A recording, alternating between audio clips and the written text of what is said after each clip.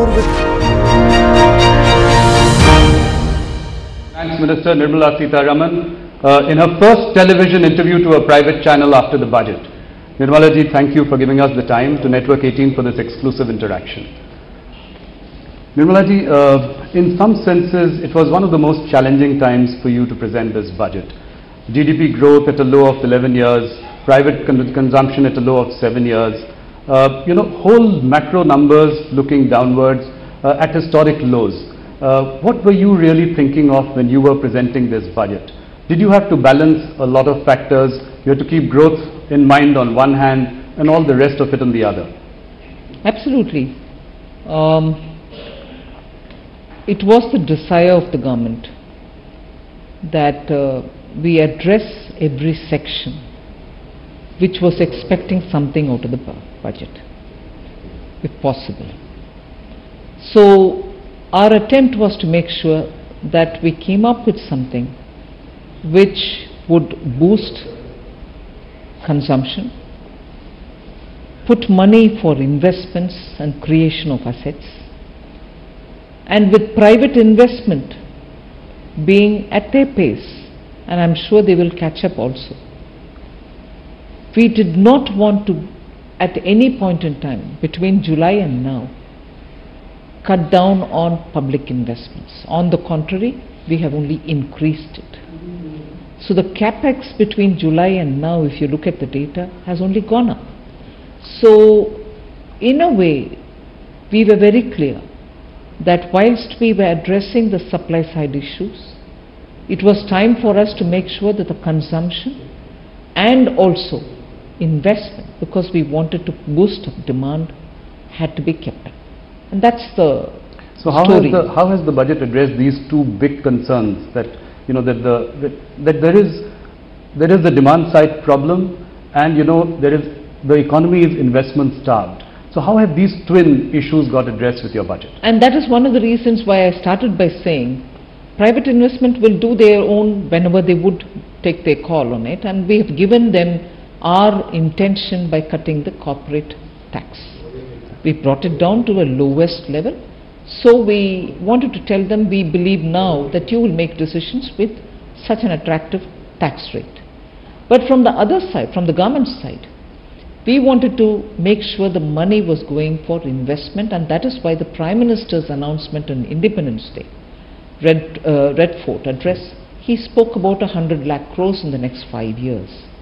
We didn't wait for the 100 lakh crores projects to come. We ourselves spent a lot of time talking to states, talking to different private sector people, and putting together a pipeline of 6,500 projects, some of which are greenfield, some of which are brownfield, but all of which, if only attended to through state governments or through private participation with central government, can make a big difference to the entire environment. One, by creating the assets in the infrastructure sector, and two, by making sure that the cascading effect of that will bring in positive impact on industries like cement, iron and steel and so on, and also give in situ employment opportunity for a lot of people. Now, if that is the way in which we wanted to make sure money was going for investment, I was not just talking off the cuff. One investor facilitation center is being started. Sovereign funds who have all in the last 6 months been contacting us because they see India as a very positive investment destination. They want to come and invest in India. For them, we had to keep the pipeline ready. No point if they reach here and then search for projects. More than that, we've also given them concessions in our fiscal policy. We've given them tax concessions so that if they came and specified, while giving the tax concessions, specified that if they were going to spend it in infrastructure, lock-in period being a certain number of years, 3 years, we will give them the concession. All this has been tied up. So we are not talking today for it to happen some years later. Everything is kept ready. It should all start playing out sooner. I'll come back to this point a little later. I want to ask you a broader question. Do you see that the economy has kind of bottomed out? We are seeing projections of the GDP rate, GDP growth rate of 6.5%. How do you see the economy, and when do you think it will start reflecting in a turnaround in the first half or in the second half of this fiscal year, next fiscal year? Well, I thought some of the data which is being released and the kind of comments which you hear from international observers and also the Indian industry themselves are all very clearly indicating that negativity with which people spoke about India immediately after July budget. Yes. They must have had their reasons, I'm not faulting them for it. But the negativity with which they spoke, the sentiment about which they were referring to, have all now gone away. At least I have not heard them speak about it. I can see some of the data which is coming through showing that there is a turnaround. So I have a feeling if we keep this pace of hearing industry, keeping in touch with them and responding to them, one of course watching also at the same time as to what impact all those interventions which we've done have had, I think we will possibly be moving towards a very constructive phase. Where do you see the green shoots in the economy? The former finance minister today said that 6.5% is not only an astonishing figure, it's also an irresponsible figure being given by the government. Well, I would have thought that this budget, if anything, has really put in a lot of work to show that we mean every number that we've stated. Right. So, will the budget really stimulate rural demand? I think, one of the things that everyone was looking forward to in this budget, how will rural demand get stimulated? So, what are some of the specific things you feel will do that? The fact that after due consideration, nearly 3 lakh crores have been allocated for agriculture and rural development put together. And the various specific schemes which the Prime Minister has been talking about. And the focus on aspirational districts, backward among some of the states which are doing well and backward among those who are not probably doing so well, are chosen, about 112 of them, looking at building hospitals there, getting 2-tier and 3-tier cities in those aspirational districts also to pick up, bringing in SHGs as a backward linkage for aggregation in rural produce, making sure the coastal fishing villages will have their own FPOs, fish farmer produce organizations, bringing the NABARD and Mudra to the rural areas to give them more of such loans with which the farmers' issues will be addressed, where silos can be built at taluk level. These are things with which we think the rural issues can be meaningfully addressed. Right. Nirmala ji, why do you think the markets are disappointed with your budget? Have they not understood it in its full, full sweep? Markets are down, Sensex down 1,000 points, Nifty down 300 points.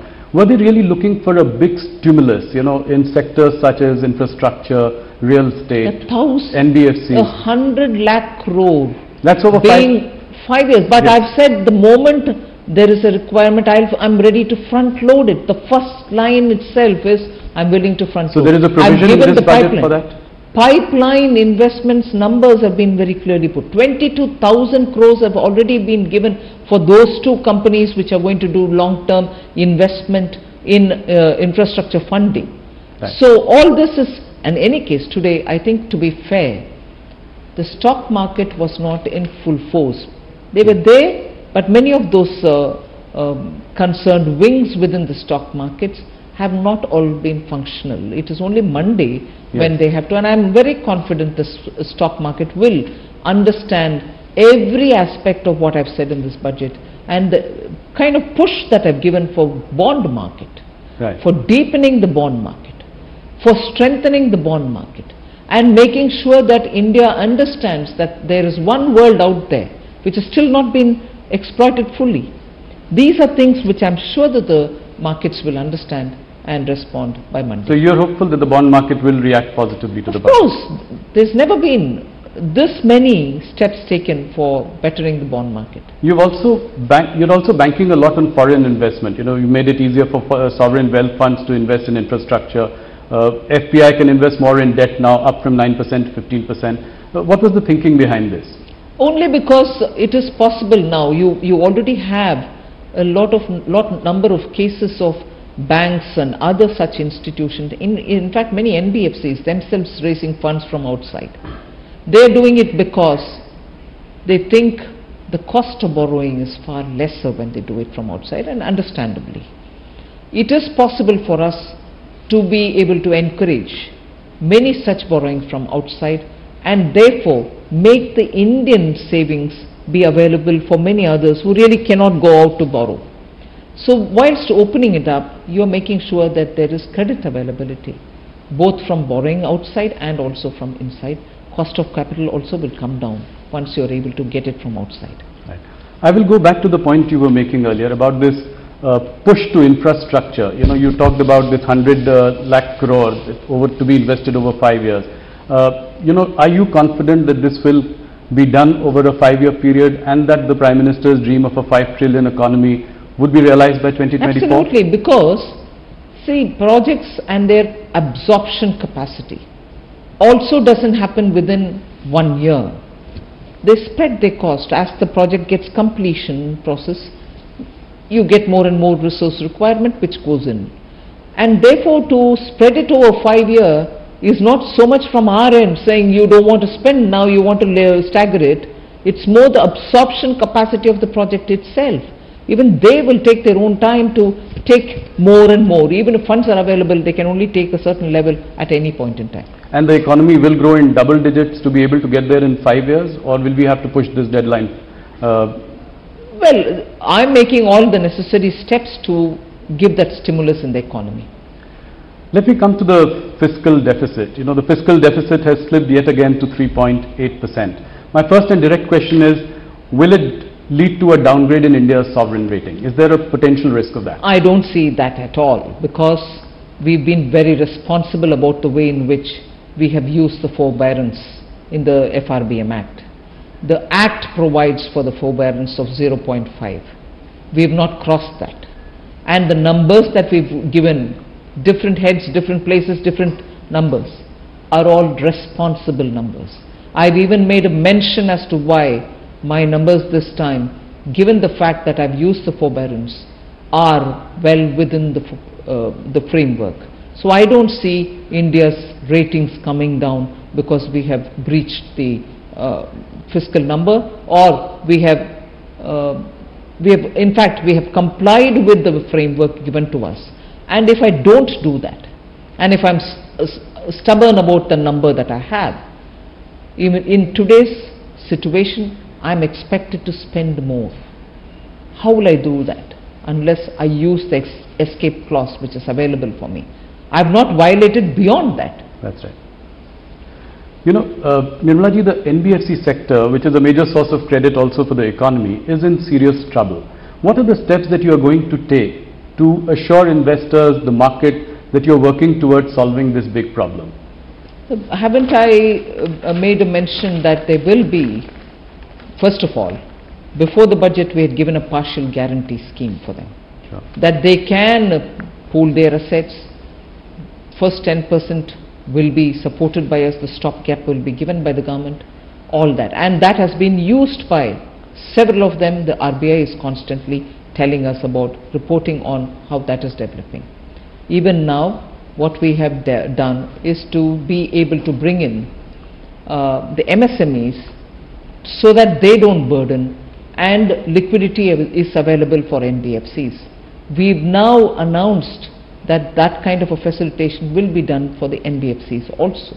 So we have not ignored the liquidity requirement of the NBFCs. Markets seem to be disappointed. You know, probably long-term capital gains was one expectation that did not happen. Do you see in the future, you know, today budget is not the only day when you make all the announcements. Would you be looking at more market-friendly measures in time to come, you know, which will give them more confidence? Do you think the market has seen the DDT having been removed from the companies? Yeah, that was one thing that they were expecting, and it did happen. It's happened. Yeah.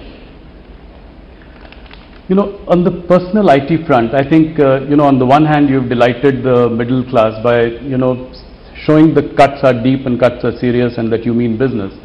But on the other hand, tax experts say that what you've given from one hand, you've taken away from the other. How's that? You know, because, you know, the exemptions will go away. There are some exemptions which continue even in the new. Some of them. Some of them. But the analysis seems to suggest that, if somebody is not invested anywhere, there are no exemptions, it's a definite positive for them. But otherwise, it has become more complicated. You can choose between one or the other. And I suppose you can also, next year you can move from one to the other as well and come back to it. So doesn't it complicate the whole No, it doesn't. See, ultimately, in India, we want a simple, easy to comply and lesser rate of tax. A taxation system which is easy to comply. Over the decades, I did say that in my budget speech, more than 120 exemption list is available. Now if you are a taxpayer and looking at 120, imagine what you have to choose from. Does that help you? And I fail to understand one point. तो आज निर्मला सीतारमण